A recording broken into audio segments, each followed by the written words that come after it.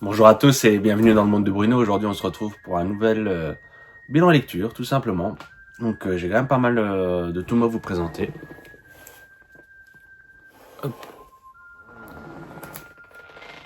Donc, il y aura tout ça. Et en même temps, je vais aussi parler de la fin de Kinichi saison 2, car j'ai enfin terminé cette série. Donc, comme vous le savez, forcément, je ne possède pas les derniers tomes, car tout simplement, ils sont introuvables à des prix corrects. Donc, je les ai lus en scan. Et j'ai vraiment apprécié cette série, de A à Z. Pour moi, c'est un bon 16 sur 20 globalement. Il y a certes beaucoup de Heichi, etc. Beaucoup de, je ne vais pas dire de pouvoir, mais entre guillemets, c'est la plupart des combattants se battent à main nue et pourtant ils sont limite plus forts qu'un tank. Voilà, enfin, c'est une façon de parler, mais vous avez compris. Donc voilà, ben moi ça reste le genre d'histoire que j'apprécie. Donc voilà, oui, j'espère qu'il y aura un jour quelqu'un qui se relancera dans cette série, car j'aimerais bien la posséder complètement dans ma mangatech. Maintenant, du coup, est-ce que je vendrai la partie que j'ai parce que de toute façon, du mal à la compléter, j'en sais rien. Pour l'instant, elle est là, elle va rester. On verra bien. Donc, tout d'abord, on va parler de la main droite de Lucifer, donc de chez Kiyun. Donc, ça, vous le verrez dans une prochaine vidéo, mais du coup, j'ai acquéri les six tomes via Vinted, tout simplement. J'en avais entendu parler en bien, donc j'ai eu la possibilité de les trouver lors d'un salon, mais en fait, le prix était un peu cher. Du coup, j'ai pas voulu les prendre et ça m'a donné envie de regarder sur Vinted et j'ai trouvé une belle offre qui était à 30 euros. J'ai su la négocier pour avoir 30 euros frais de port inclus, donc ça fait plus ou moins 5 euros le tome.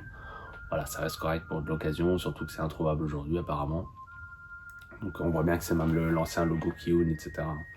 Donc sur ce tome 1, qu'est-ce que j'en ai pensé? C'était ok. C'était pas excellent.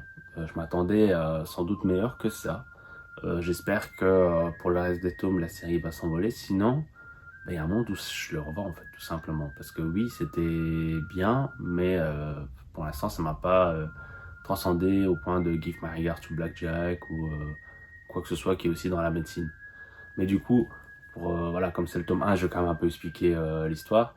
On a ce personnage principal, qui est docteur en soi, qui décide, donc forcément il travaillait dans un hôpital, et du jour au lendemain il décide d'aller en Afrique travailler pour une ONG, donc aider les gens dans le besoin, on va dire ça comme ça.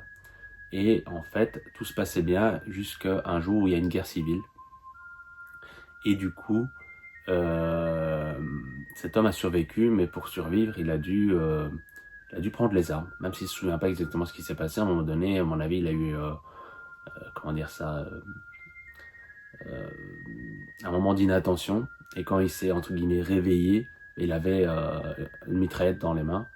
Et forcément, beaucoup de gens autour de lui qui étaient décédés. Donc, il suppose quand même que c'est lui qui les a tués. Et du coup, il s'en veut. Et du coup, il veut plus exercer la médecine. Et il s'est même fait un tatouage, ce qu'il va appeler Lucifer, sur sa main droite. Comme un ange déchu, en quelque sorte, tu vois. Et du coup, lui, il vit sa vie pépère, mais du coup, il n'exerce plus la médecine. Et en fait, il va être un peu forcé à refaire de la médecine parce qu'il y a un accident dans la rue, donc il va aider en attendant les ambulanciers. Et après, il va être amené dans une espèce de clinique parce qu'en fait, il s'est fait poignarder, je pense, si je dis pas de bêtises. Et en fait, il va aider dans cette clinique à terme, tout simplement. Ils vont se rendre compte qu'il a toujours un talent fou pour la médecine, etc. Et que c'est pas parce que il a un passé potentiellement douteux que ça fait de lui forcément une mauvaise personne. Voilà, globalement, l'idée du tome 1. Voilà, c'était plutôt bien, hein, c'est pas ça, mais c'est parce que je sais plus qui me l'avait vendu, mais j'avais l'impression que c'était vraiment une histoire très très bien. Pour l'instant, ce tome 1 ne m'a pas accroché tant que ça. On verra bien, hein, ça se peut directement avec le tome 2, je dirais tout l'inverse. Voilà. On continue avec Your Name, donc de chez Pika Edition, de Makoto Shinkai et Ranmaru Kotone. Donc avec le tome 1. Donc Your Name, moi je connaissais pas. J'en ai entendu beaucoup parler parce que pareil, je pense qu'on entend plus parler de l'animé, on va dire du mini-film que de la série. Mais j'ai eu l'occasion de trouver l'intégrale. Du coup je me suis dit pourquoi pas, c'est que 3 tomes, c'est d'occasion, donc voilà. Ce tome 1 était plutôt ok. Pareil, sans plus, ça se lisait bien. Et en gros, pour vous faire un résumé, concrètement, on a du coup 2 personnes, une fille et un garçon. La fille, elle vit dans on va dire un trou perdu, tandis que le garçon, il vit à Tokyo. Il travaille, etc. La vie à Tokyo, elle est un peu plus chère qu'ailleurs. En tout cas, c'est comme ça que c'est ressenti dans le manga. Et en fait, la fille, elle fait partie... comment dire ça, elle a des rites avec sa famille en quelque sorte. Elle fait le saké, etc. Voilà, elle doit protéger un secret, etc. Et en fait, elle a un peu marre de la vie dans la cambrousse. Et son rêve, c'est d'être un garçon à Tokyo. Et en fait, elles vont se rendre compte du jour au lendemain qu'ils inversent leur corps. Mais du coup, forcément, au début, ils ne se connaissent pas. Du coup, ils font des conneries.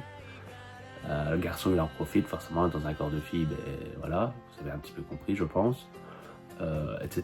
Et après en gros ils vont s'aider en se mettant des petits messages sur des cahiers, en expliquant ce qu'ils peuvent faire, pas faire, peut-être des aides ou quoi que ce soit. Et donc voilà, donc dans le tome 1, la conclusion du tome 1 dit qu'en fait ils se sont arrêtés d'échanger leur corps. Du coup je me demande que me réserve le tome 2 et 3, est-ce que c'est toujours avec le même personnage? Est-ce que c'est encore la même idée mais avec des autres personnages, etc. Donc ça je vais sûrement le découvrir bientôt. Mais voilà, donc c'était un tome intéressant, mais c'était pas non plus excellent. Après ça reste un bon 14-15 sur 20, hein, c'est pas le problème, hein, tu vois, mais voilà, je préférais juste donner mon avis, tout simplement. Avec Blue Box, tome 10, aux éditions Delcourt Tonkam, de Kujimi Miwa. Blue Box, toujours pareil. C'est excellent. T'as beau avoir beaucoup de pages, on s'en rend pas compte, ça va tellement vite à lire. Vite dans le bon sens, hein. C'est dans le sens où on s'ennuie pas. Quand on tourne les pages sans s'en rendre compte, maintenant c'est pas pour autant que ça prend 5 minutes à lire. Je sais pas vous dire exactement combien de temps j'ai pris, mais voilà, ça se lit pas non plus en 5 minutes, forcément. Il y a du texte sans avoir du texte, hein, mais attention, petit spoil peut-être. Donc voilà, moi je trouve toujours l'histoire aussi bien, voilà, comparé aux autres, voilà, moi c'est un Blue Box, c'est un minimum à 16 sur 20, voire peut-être plus, donc voilà, le seul défaut de Blue Box, et c'est pas vraiment de Blue Box en fait, c'est de Delcourt Tonkam, c'est que ça sort lentement. Au Japon, ils sont déjà au tome plus de 20, donc on a déjà 10 tomes à rattraper, donc je sais pas pourquoi ça traîne. Est-ce que ça se vend mal? Est-ce que c'est juste Delcourt Tonkam qui, sur toutes ces séries, est lent, tout simplement? Donc voilà, ça si quelqu'un a la question, a la réponse, pardon, ça m'intéresse de savoir, tout simplement. Donc je vais pas rappeler mes Blue Box, concrètement c'est un personnage qui aime bien le badminton, une autre qui aime bien le basketball. Dans un triangle amoureux, il y a aussi une gymnaste.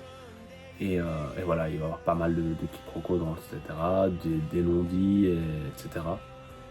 Non, franchement, c'est chouette histoire, parce qu'il y a certes le côté shoujo, potentiellement avec les histoires d'amour, mais on a aussi un petit peu le côté sport. Il y a vraiment un bon mélange, un peu comme à la Adachi.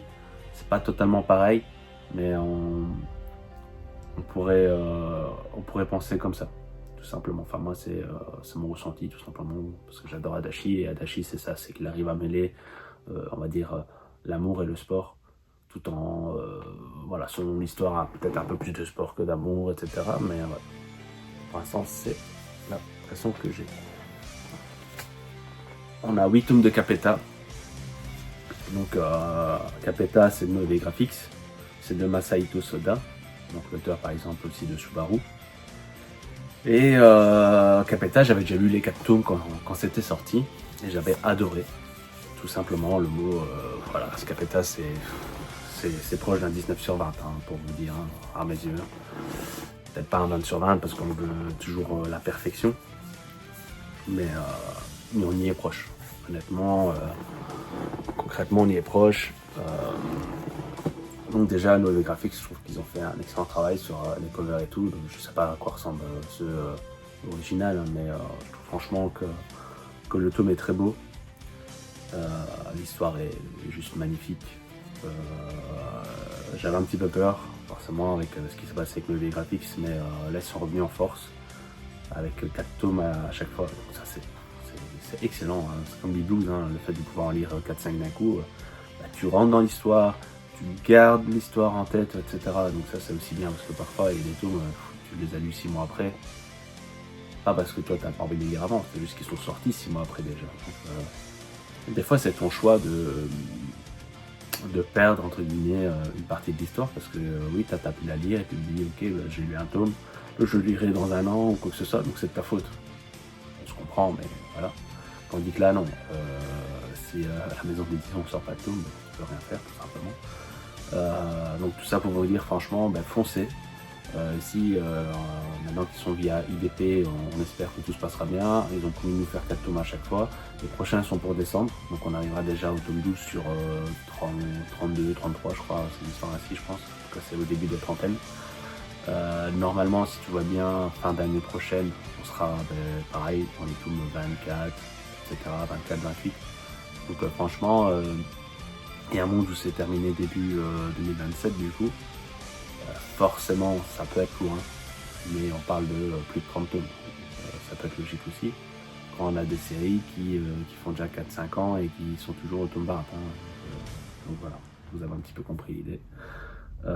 Masahito Soda, il a un très bien à lui, mais franchement moi je l'apprécie. Donc là c'est le tome 1, hein. Je me suis permis de vous montrer un peu le tome 1, pour vous montrer un peu les dessins. Ça se lit plutôt vite Capeta, hein. Faut pas se mentir, moi j'ai lu quand même 5 tomes sur une soirée, tellement j'étais absorbé, mais je regrette pas mon achat, loin de là. Franchement ça fait partie de mes meilleures séries. C'est difficile hein, de comparer certaines séries, hein. Voilà, ça ne va pas à Jimmy no Hippo à mes yeux, parce que voilà, j'ai grandi avec Jimmy no Hippo, aujourd'hui je l'ai... comment il est là, Hippo, la série est tellement bien, etc. C'est le même principe. Après Hippo, ce qu'il y a, c'est aussi que c'est pas fini. C'est difficile de comparer une œuvre non finie à une œuvre potentiellement finie, même si moi je connais pas la fin de Capeta. Et voilà. Donc tout simplement, acheter. Et pour terminer, le tome 22 de The Fable, donc qui clôture cette série, donc de Katsuhisa Minami, chez Pika Édition. Donc The Fable, dans l'ensemble, j'ai vraiment adoré. Je vous conseillerais bien aussi de l'acheter. Ce tome 22, il était peut-être un petit peu en dessous à mes yeux. Un petit peu. On parle de haut, forcément, un petit peu, voilà. Mais la série, globalement, pour moi, c'est un bon 15-16 sur 20, facile. Donc pareil, n'hésitez pas. Certes, les dessins sont un petit peu particuliers, mais on s'y fait vite. Et moi, j'apprécie quand même. Au début, il y a quand même pas mal d'humour. Ça se perd un petit peu vers la fin, mais c'est plutôt ok. Franchement, ouais, non, The Fable, c'était chouette. J'espère que Pika va nous annoncer la suite, pour pas trop longtemps. Mais voilà, donc si vous avez des infos, ben, n'hésitez pas, les commentaires sont faits pour ça. N'hésitez pas à partager vos lectures du moment. N'hésitez pas à liker la vidéo et à partager. Et moi je vous dis à bientôt.